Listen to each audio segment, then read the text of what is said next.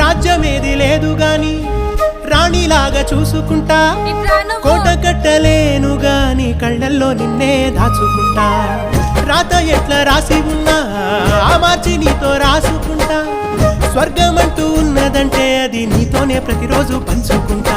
నిన్ను గన్న మీ నాన్న కన్నా అల్లారు ముద్దుగా సాదుకుంటా. నీకు కోపం వస్తే కొంత దూరం ఉంటా, నువ్వు గీత గీస్తే నేను దాటనంటా. కంట నీరు కంటి రెప్ప దాటకుండా కాటుకై కావాలుంటా.